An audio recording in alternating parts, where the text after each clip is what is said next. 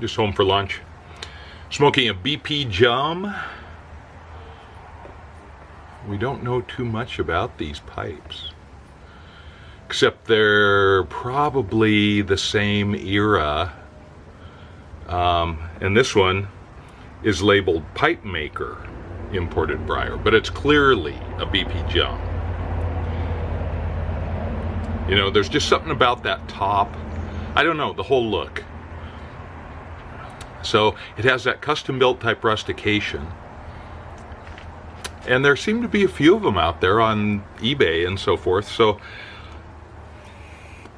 Mr. Unger, Dr. Unger, sorry, who wrote the custom built Bible, didn't have much to say about them. He recognized that they were out there, but he didn't know much about them. So I don't know. I certainly know less. I have a few of them. I'm going to grab my matches here. And that's all I know. Smoking some Balkan Supreme. This bag from Ivan Reese that I got last year at the Chicagoland Pipe Show.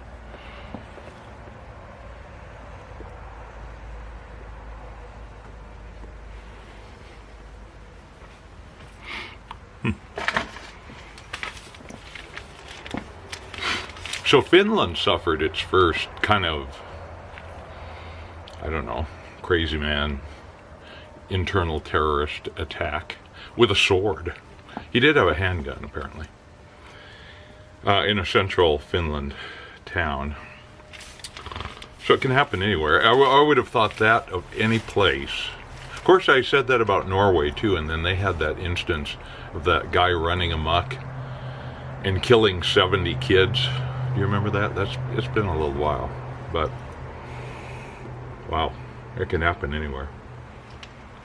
So in my local paper today, there was a little article by Glenn Reynolds, who is, what's his credential? A University of Tennessee law professor,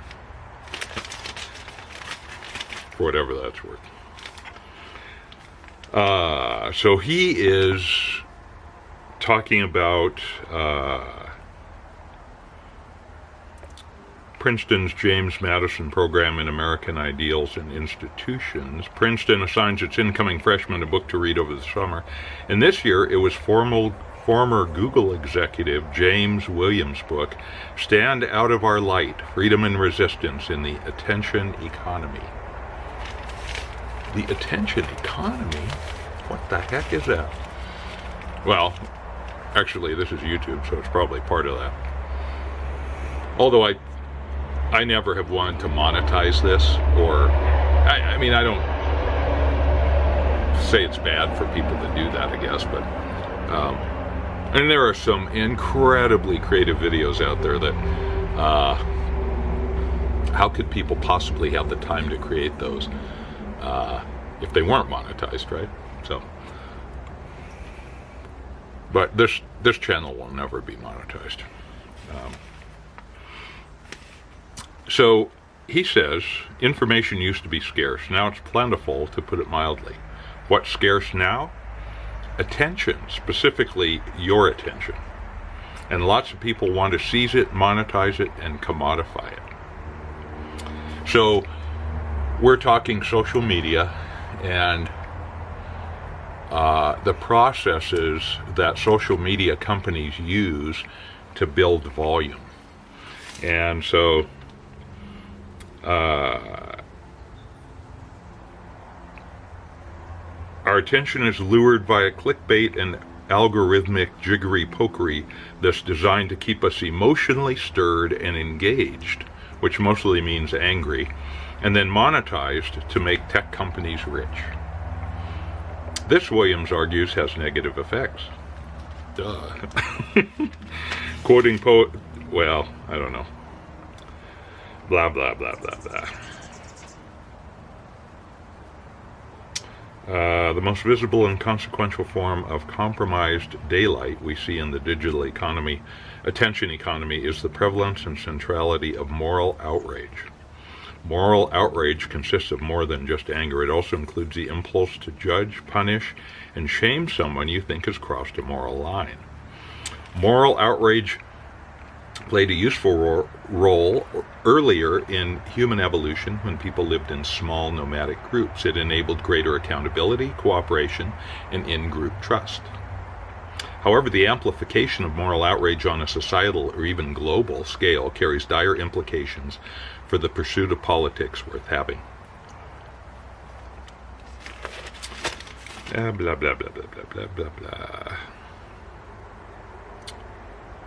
One needn't look far to see that today's social media seems to keep people angrier, more reactive, and less thoughtful than we used to be. And it's not like people were paragons of reflective virtue beforehand.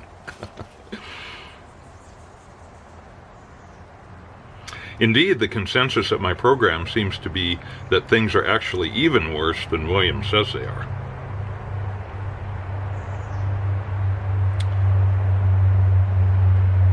Oh, here's a reality statement. And as Julie M. Albright argues in her new and excellent book, left to their own devices, how digital natives are reshaping the American dream, people are becoming increasingly tethered to their smartphones and increasingly untethered from each other and from the real world. Duh. I mean, come on. Is that obvious or what? Let us state the obvious. Let us let the sulfur burn off. Come on. The wind's from the south, so the weather's changing. It's going to be raining again by tonight, so I just mowed a little of the yard when I came over lunch, trying to get that a little under control. Let's see.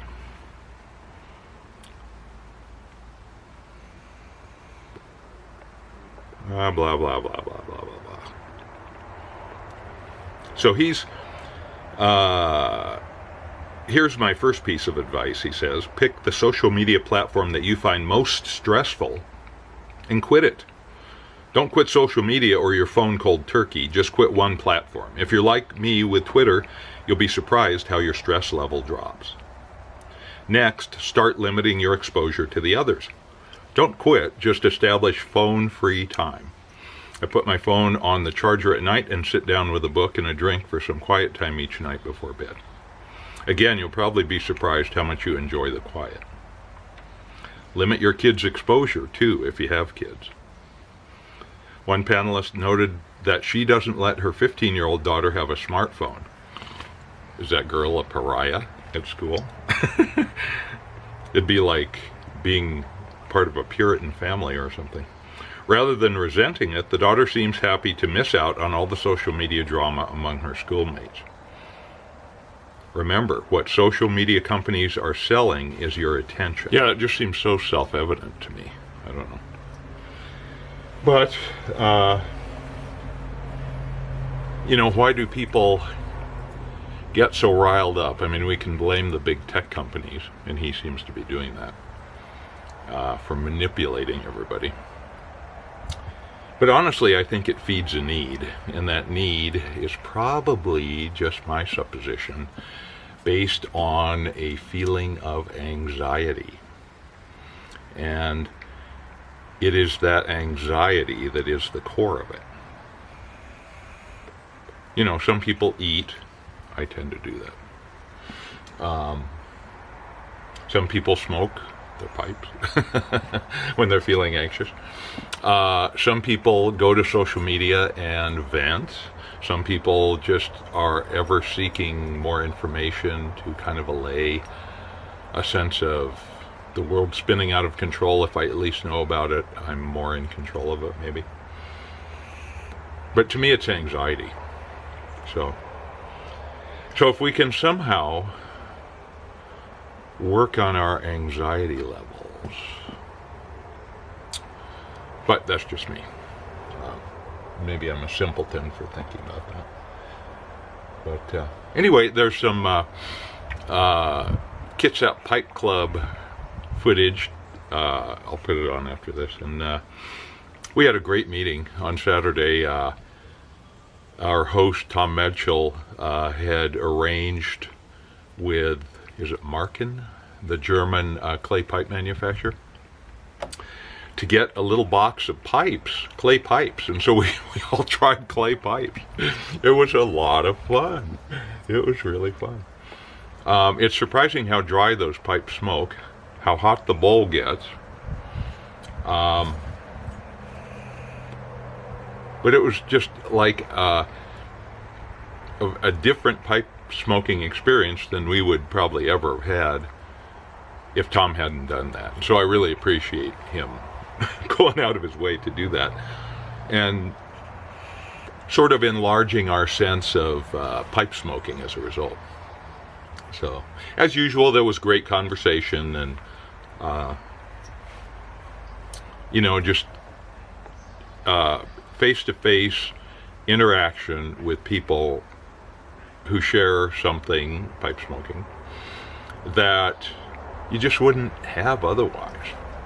It's a pretty remarkable thing.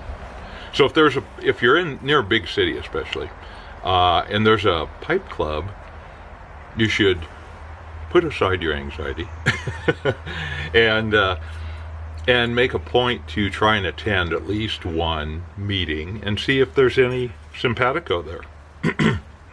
Because it's remarkably fun. It really is. So it was a great meeting, and I just want to thank Tom and Doug Owen and everybody who helps make that happen. It's pretty cool. So, and everybody who showed up.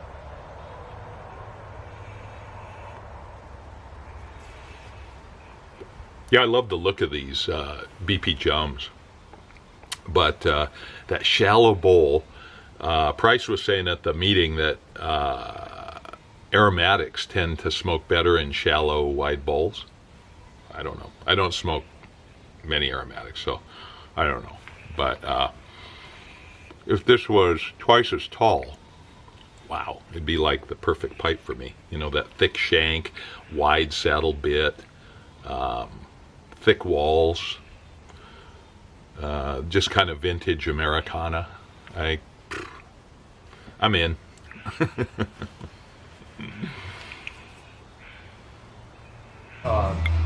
Especially if you're trying some aromatics, it's good because it doesn't stay with the pipe. So I might recommend, if you're going to try the pumpkin spice, this might be the pipe to do it in. So it doesn't ghost. Yeah. The bad thing about clay pipes is they do burn hot. So, you're going to probably end up holding it by the stem because the bowls get pretty damn hot. But they're kind of nice. I have a pretty good collection of them. So Tom, this doesn't look like one that you break the stem off after every use? These are to be reused. Just reusable personal pipes. Oh, okay. The breaking the stem off is the long cavern pipes, and that started back in the Sir Walter Raleigh actually days. 15, 1600s. And they have those long pipes in the tavern, and you just go in the tavern and they provide you with a pipe, and you just break the end off. You'd buy the tobacco from them, and then and right. break the end off and do the thing, and they get progressively shorter. And hotter probably. Yeah. But these are actually pretty nice little clay pipes.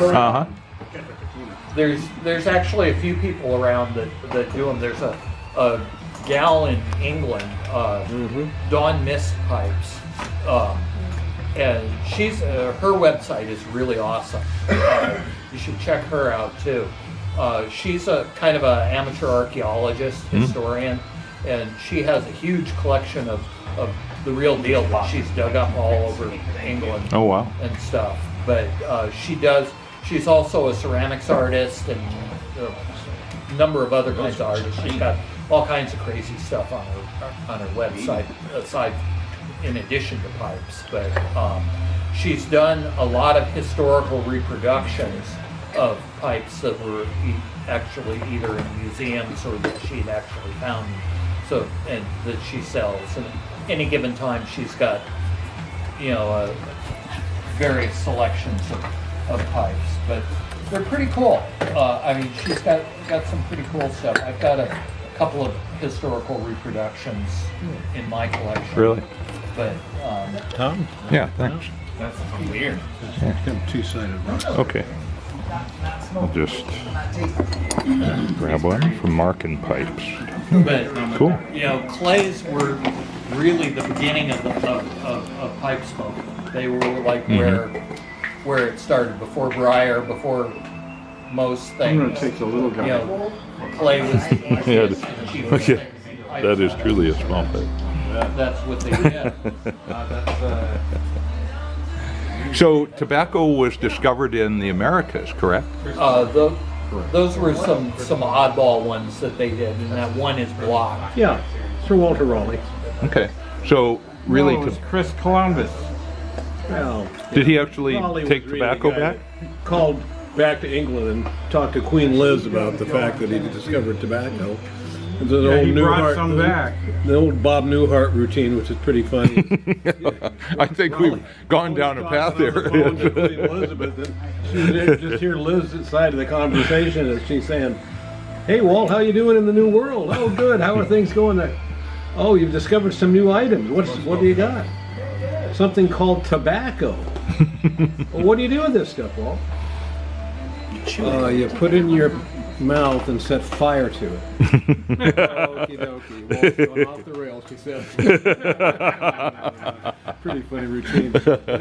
Raleigh really popularized the whole idea, I think. Okay. But the clay pipe thing's interesting too, because I was in England years ago, and some of the countryside taverns out in the countryside, you'll see little pieces of clay all over the ground and outside these taverns. And that's from the clay pipes that have been used and broke off, and get down to the last of it and they just throw it away. So when did they stop doing that in bars and taverns? I don't know.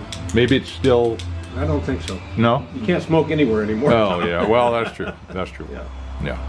No, and we started briar pipes about 300 years ago in the French did. Well, actually, briars were the third. Well, actually, it after was Clays, then Meerschaum came that killed the Meerschaums, clays. and then the briars were Meerschaum the came third. in, and that So, became so the French discovered meerschaums?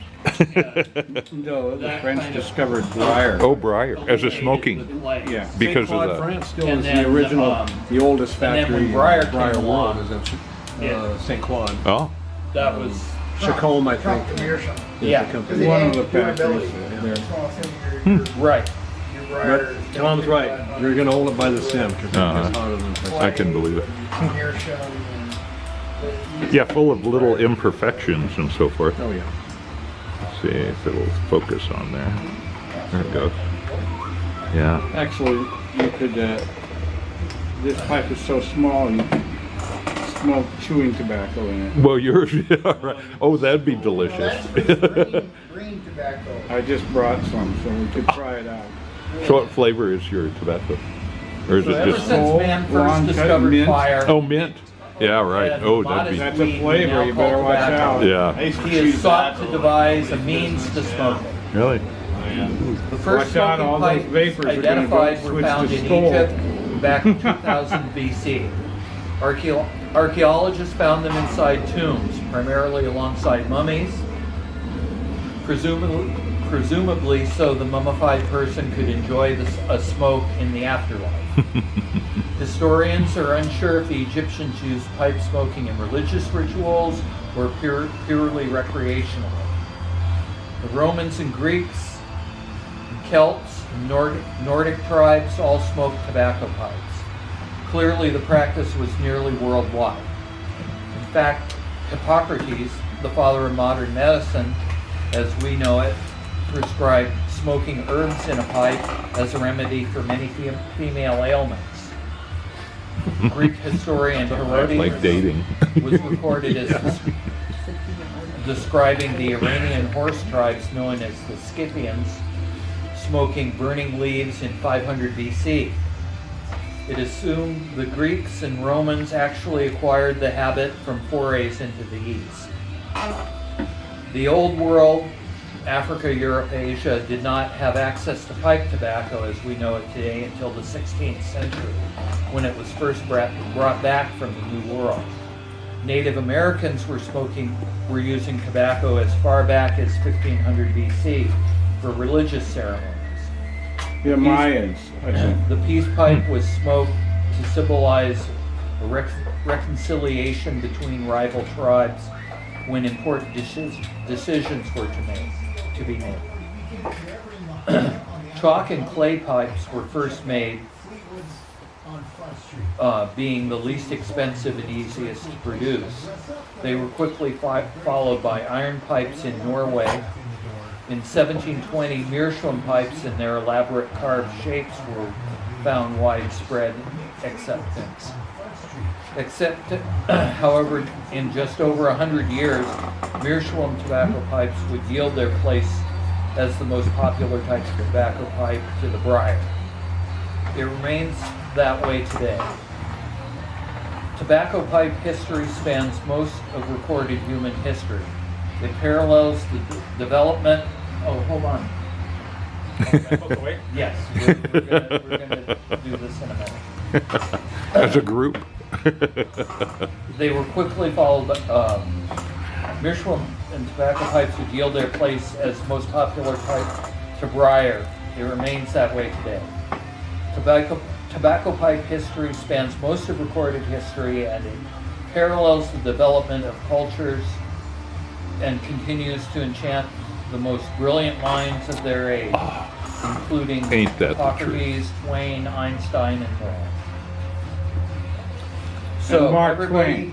Yeah. get a Thank you very much, Tom. get a Yeah. match to smoking We have is the not market. diminished. Let us now set match to pipe and revel in our brotherhood and honor the noble leaf. I'd like everybody to take a puff Yeah. and blow smoke to the north. We offer this smoke to the east and the knowledge and wisdom for the knowledge and wisdom it gives us. Take a puff. Towards us. And to the south, we offer this smoke to the south for the passion and lust for life that it gives us. And puff to the west.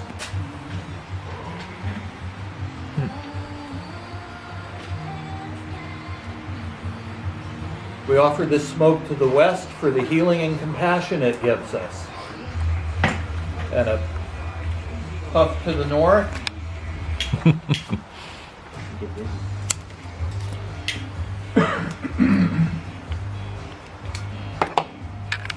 I'm out. This is not a contest. And a puff to the north. We offer the smoke to the north for the balance and stability it gives us. And lastly, we a puff to the sky above. And the earth below for providing the sacred leaf and a place to enjoy it in fellowship and fellowship to share it with. And then a puff towards Tom because he provided all of this. So thank you. Tom? Yeah, thank you very Thanks much. very much. It was excellent. One instance where one smoking in this case, it actually works. Well, you're right. These don't go still. In fact, you just get the taste of whatever's in there, and that's it, man. Margate, and that's all. It is really strong love this Latakia, isn't it? This is Well, English. The nice thing about Margate is there's really a lot of flavor there, so it's going to come through pretty good in these clays. So Tom does, what's the company again in Germany? It's Marken Pipes. in Marken Germany. Pipes. So do they have bigger, bold pipes? They have an assortment of clays, but they also they don't just do clays. They've got a whole lot of briar and other type smoking things too. Okay. It's a pretty good website. Huh.